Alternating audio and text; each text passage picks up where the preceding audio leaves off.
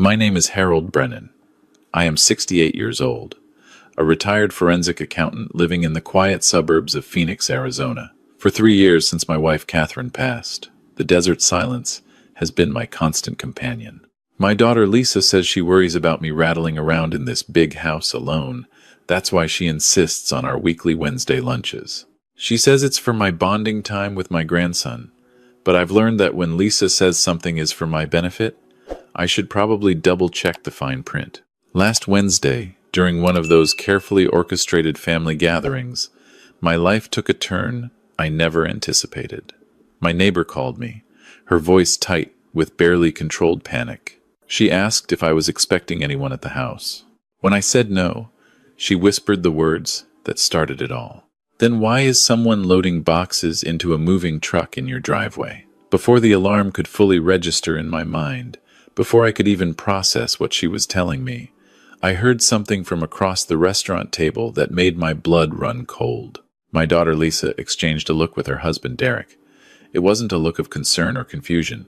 It was the look of two poker players who just realized someone had seen their cards.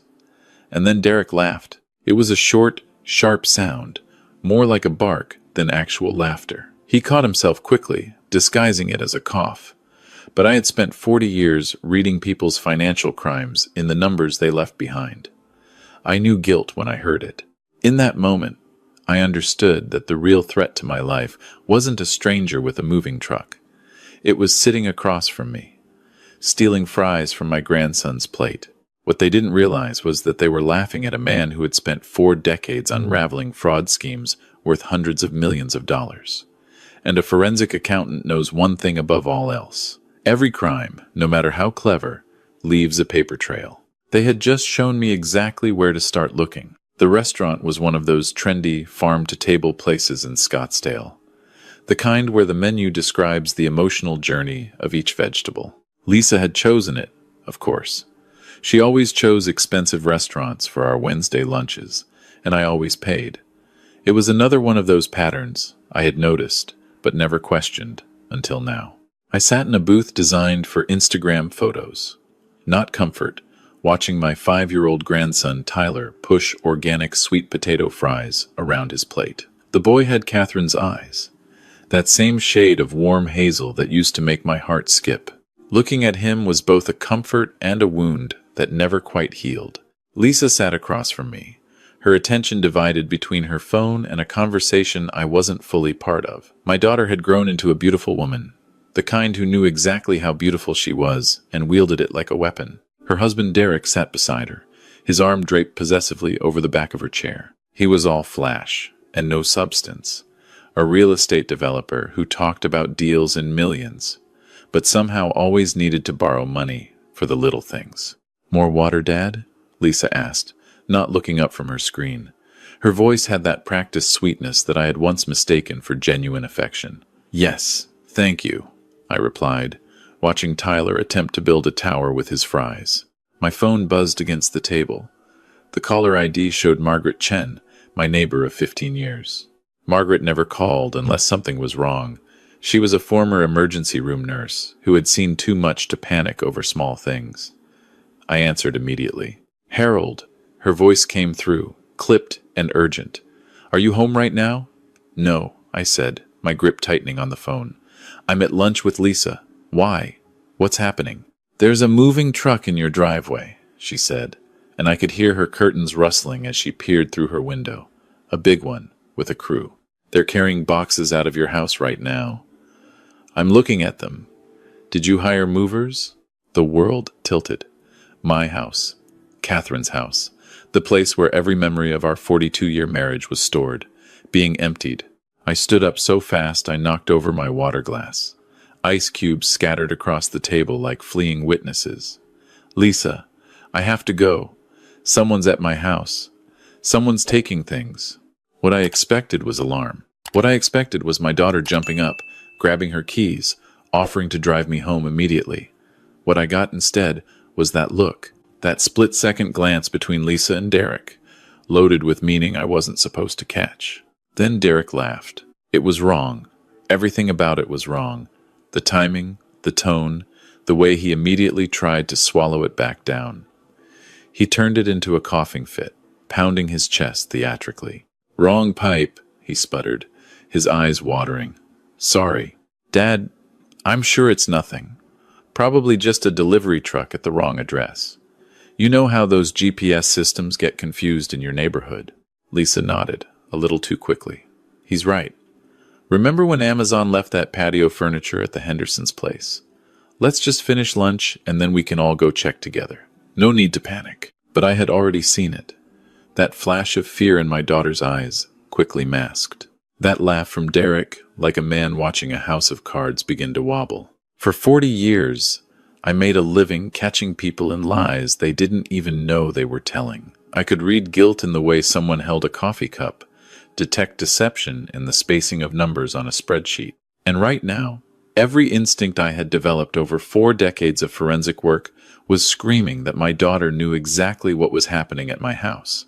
I left money on the table, kissed Tyler on the head, and walked out of that restaurant without looking back. I could feel their eyes on me the whole way, and I knew with cold certainty that I wasn't just driving home to investigate a break-in. I was driving toward the revelation that would destroy everything I thought I knew about my family.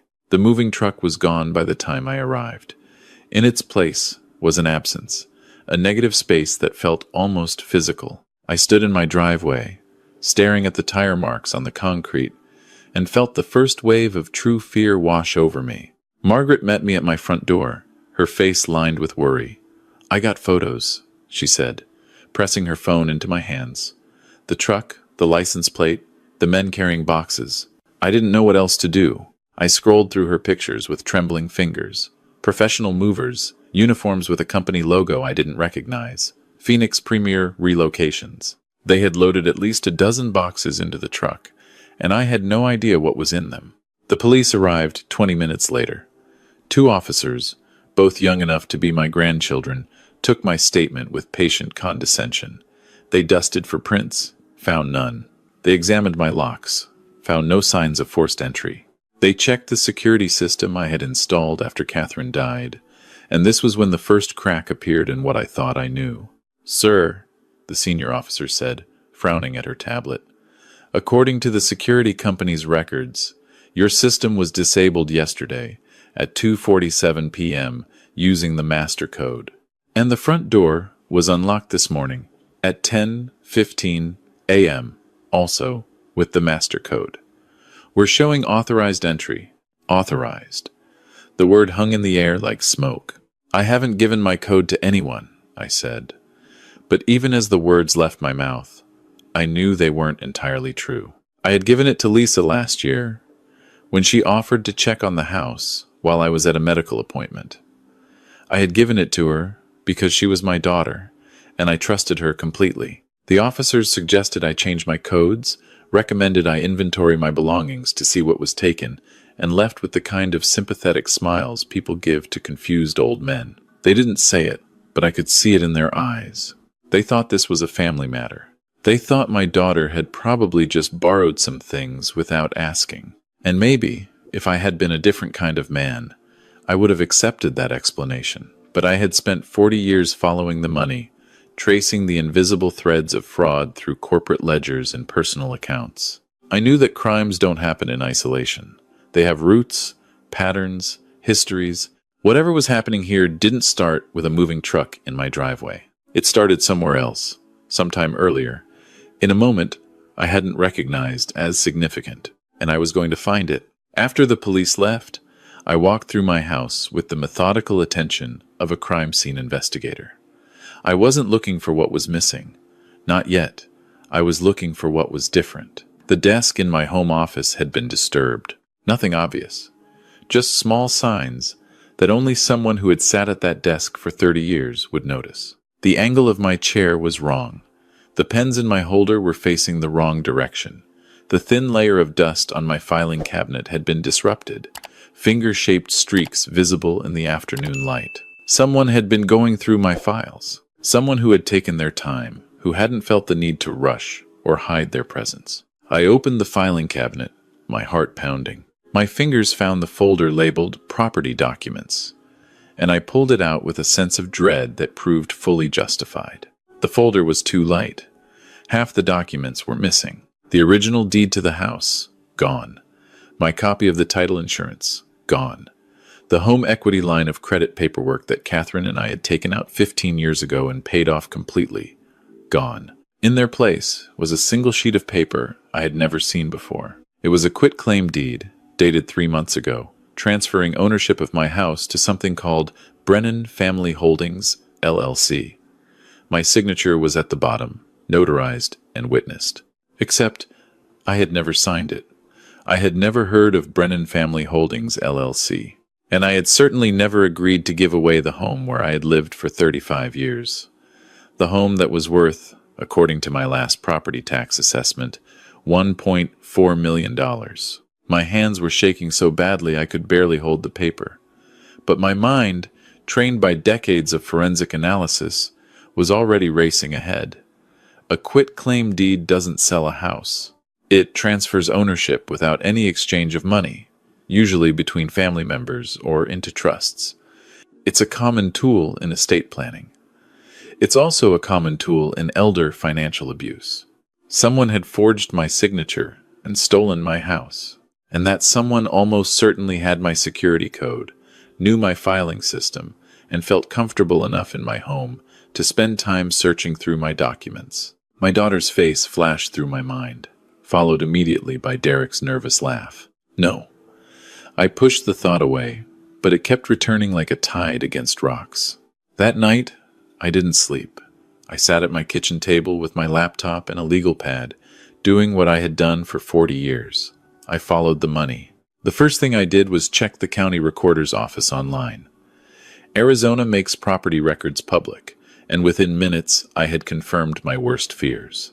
According to the Maricopa County records, my house had been transferred to Brennan Family Holdings, LLC 3 months ago. The LLC itself had been registered in Delaware 6 months ago, its ownership hidden behind the corporate privacy laws that state was famous for. But I had worked corporate fraud cases involving Delaware shell companies before.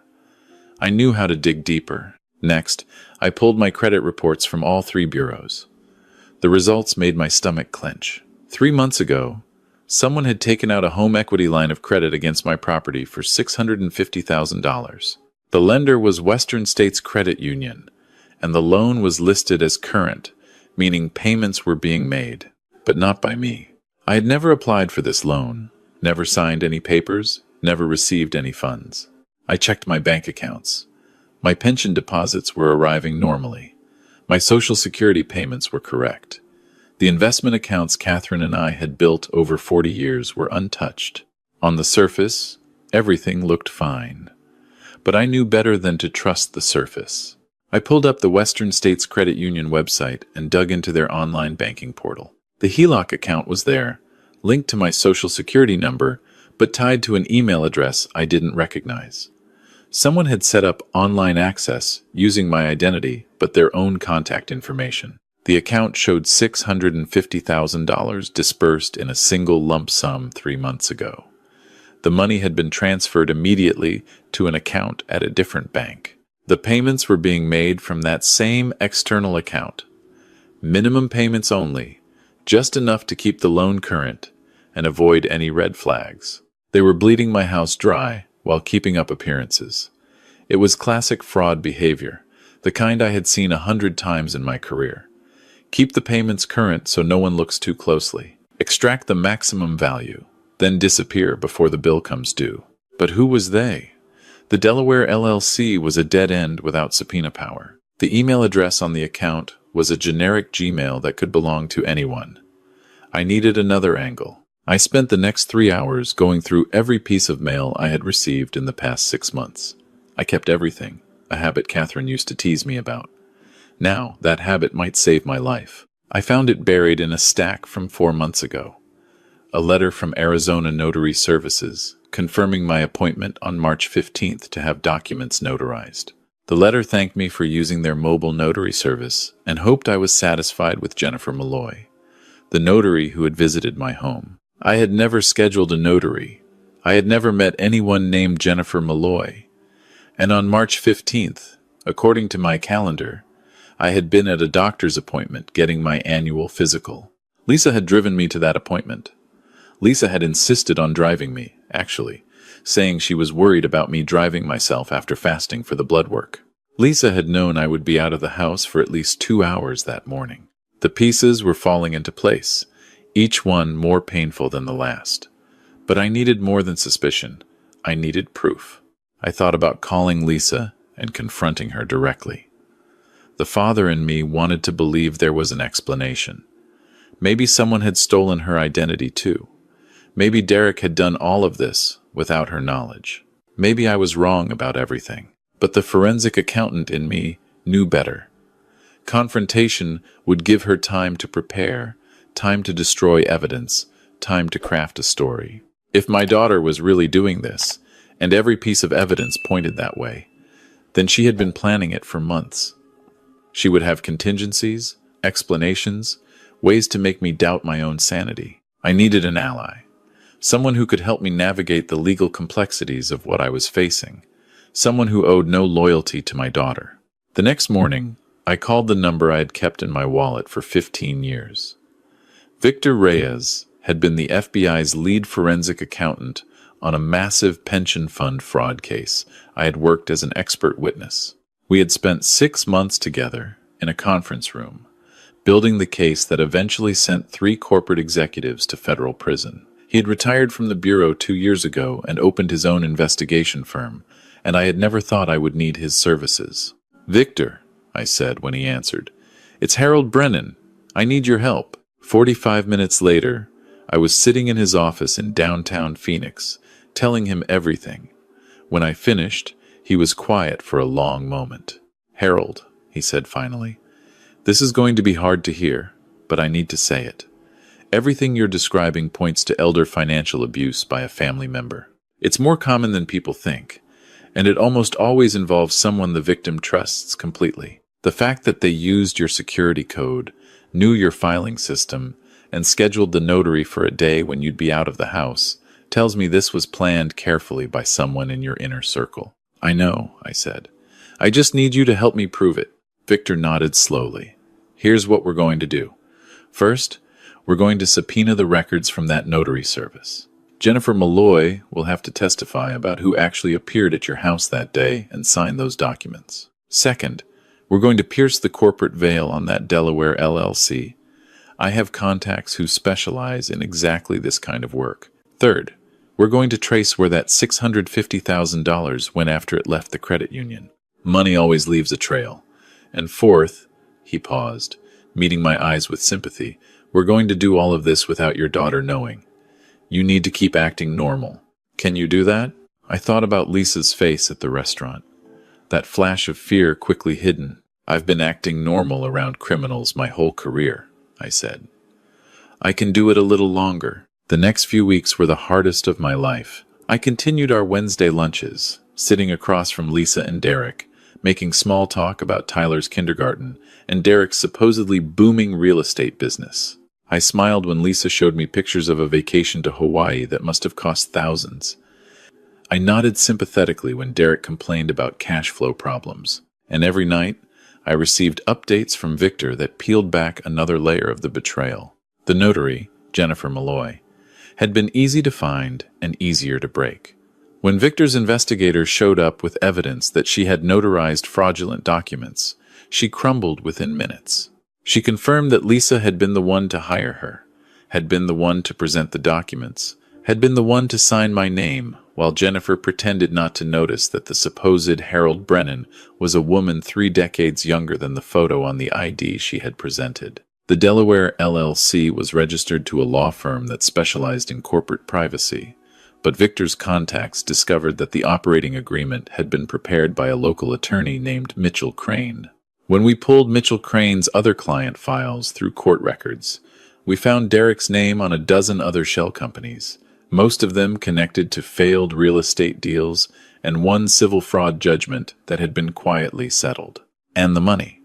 The $650,000 had been transferred to Brennan Family Holdings, then immediately distributed. $200,000 to pay off Derek's credit card debts. $150,000 for the down payment on a house in Sedona that was titled in Lisa's name alone. $100,000 into a brokerage account that showed aggressive, losing trades. and $200,000 that had simply vanished into cash withdrawals over 3 months. They had taken everything my house was worth and burned through most of it already, and they were planning to take more. Victor's team had found emails between Lisa and a real estate agent discussing the sale of my house. They were planning to list it in 6 weeks, using the fraudulent quitclaim deed to establish ownership. The asking price was $1.3 million. They were going to sell my home out from under me and pocket the proceeds, and I would have no legal standing to stop them because, according to the county records, I didn't own it anymore. I had to act. But Victor counseled patience. "We have enough to prove fraud," he said, "but we don't just want to stop them. We want to destroy their ability to do this to anyone else. And that means getting them on record, admitting what they've done." He explained his plan, and I realized why he had been the Bureau's best forensic accountant. It wasn't just about following the money. It was about understanding the psychology of the people who took it. 3 days later, I invited Lisa and Derek to dinner at my house. I told them I had something important to discuss about my estate planning. I watched Lisa's face carefully when I said those words, and I saw the flash of greed she tried to hide behind concern. "Of course, Dad," she said. "We've actually been wanting to talk to you about that, just to make sure everything is in order for the future." The future. She meant the future where I was dead, and she was spending my money. I prepared Catherine's famous pot roast, using her recipe that I had memorized over 4 decades of marriage. I set the table with our wedding china. I made everything as normal and comfortable as possible. They arrived at 6, Tyler in tow. My grandson ran into my arms, and for a moment, the pain of what was about to happen almost overwhelmed me. This little boy would grow up knowing his mother was a criminal. That was a wound that would never fully heal. But I couldn't let sentiment stop me. I had a job to do. We sat down to dinner, and I let them guide the conversation. Lisa talked about how she worried about me being alone in this big house. Derek mentioned a lovely assisted living community he had heard about. They were setting the stage, building toward their pitch, and I let them think they were succeeding. Finally, over coffee and pie, Lisa placed her hand on mine. "Dad," she said, her voice soft with practiced emotion, "we've been thinking. This house is so much work for you to maintain. The yard, the pool, all those repairs, and the property taxes must be enormous. Derek and I were wondering if maybe you might consider selling it and moving somewhere more manageable." I looked at her hand on mine and remembered the day she was born, how tiny her fingers had been, how fiercely I had sworn to protect her. I remembered teaching her to ride a bike, walking her down the aisle, holding Tyler for the first time. Then I remembered the forged signature on the quitclaim deed. "Actually," I said, keeping my voice steady, "I've been thinking about that too. In fact, I've been doing quite a bit of thinking about my assets lately." Lisa's eyes brightened. Derek leaned forward slightly. "Really?" Lisa said. "That's wonderful, Dad. We only want what's best for you." "I know exactly what you want," I said. And then I placed a manila folder on the table between us. Lisa's face went pale. Derek's hand jerked, knocking over his water glass. I didn't move to clean up the spill. I just watched them. "That folder contains copies of the fraudulent quitclaim deed you filed with the county," I said, my voice flat and calm. The same voice I had used in depositions for 40 years. "It also contains the bank records showing the $650,000 home equity line you took out in my name. The statements showing where that money went, including the Sedona house, the credit card payoffs, and the investment account. The testimony from Jennifer Malloy, the notary you hired to witness my forged signature. And the emails between you and the real estate agent planning to sell my house in 6 weeks." Lisa was crying now, whether from fear or shame I couldn't tell. Derek looked like he was calculating his options, his eyes darting toward the door. "Please don't try to run," I said to him. "There's an FBI agent parked across the street. This is a federal case now. Wire fraud, bank fraud, elder abuse. Victor Reyes sends his regards." Derek's face went gray. "Dad," Lisa choked out, "please, you don't understand. We were desperate. Derek's business failed. We were going to lose everything. I was just trying to protect my family. I was going to pay it all back. I swear." I looked at my daughter, at this woman I had loved unconditionally for 43 years, and I felt something shift inside me. The father who had held her hand at her first day of school, who had danced with her at her wedding, who had cried with joy when Tyler was born, that father was still there. But sitting next to him now was the forensic accountant who had spent a lifetime watching people try to justify their crimes. "You weren't trying to protect your family," I said quietly. "You were trying to steal from it. There's a difference." The next hour was a blur of activity. Victor's team arrived with federal agents. Lisa and Derek were read their rights. Tyler was crying, confused, and I held him while strangers took his parents away. In the weeks that followed, the full scope of their plan became clear. This wasn't a one-time desperate act. Derek had been running variations of this scheme for years, targeting elderly relatives and vulnerable investors. Lisa had been his partner from the beginning. They had already defrauded Derek's aunt in Florida out of $300,000 and were planning to target Lisa's cousins in Oregon next. The federal prosecutors offered Derek a deal if he would testify about the other people involved in his various schemes. He took it. Lisa, confronted with the mountain of evidence against her, pled guilty to avoid a trial. She was sentenced to 4 years in federal prison. Derek got 6. My house was returned to my name. The fraudulent liens were removed. Victor's contacts in the financial services industry helped me freeze my credit and secure my accounts against future attacks. The money they had stolen was mostly gone, but the sale of the Sedona house and the seizure of their other assets recovered about $200,000. It wasn't enough to make me whole. Nothing would ever make me whole again, but it was justice. And sometimes justice is all you can salvage from wreckage. Tyler lives with Catherine's sister now, my sister-in-law who had always been suspicious of Derek and is raising him with the stability he needs. I see him every weekend. I tell him stories about his grandmother, about the woman who would have loved him so fiercely it would have taken his breath away. I don't tell him the truth about his mother. Not yet. Someday, when he's older, he'll learn it for himself. But for now, I let him believe that his parents made some bad decisions and are paying the consequences. That's close enough to the truth. I still have Wednesday lunches, but now they're with Margaret, my neighbor, and Victor, who has become an unlikely friend. We sit in that same farm-to-table restaurant in Scottsdale, and we talk about grandchildren and golf and the weather. Normal things, safe things. Sometimes I think about Lisa in her prison cell, and I feel something I can't quite name. It's not satisfaction. It's not grief. It's something colder and more permanent, like a scar that has healed but never stops aching. This whole experience taught me something I wish I had learned without such a painful lesson. Trust is not the same as love. You can love someone completely and still verify what they tell you. You can hold your family close while still protecting yourself from their worst impulses. Unconditional love is a beautiful thing, but unconditional trust is a dangerous one. I also learned that retirement doesn't mean your skills become useless. For 40 years, I followed the money and caught the people who stole it. I thought those days were behind me, but when the crime came to my own doorstep, perpetrated by my own blood, those same skills saved everything I had worked my entire life to build. Some people might ask if I regret turning in my own daughter. Some people might say that blood should have protected her from consequences, that family loyalty should have come before justice. To those people, I have a simple answer. She stopped being my daughter the moment she decided I was just an asset to be liquidated. I owed her my love, and I will always love the girl she used to be. But I didn't owe her my house, my security, or my silence. What would you have done in my position? Let me know in the comments below. And if you or someone you know is concerned about elder financial abuse, please reach out to Adult Protective Services in your area. The people who do this count on shame and family loyalty to keep their victims silent. Don't let them win,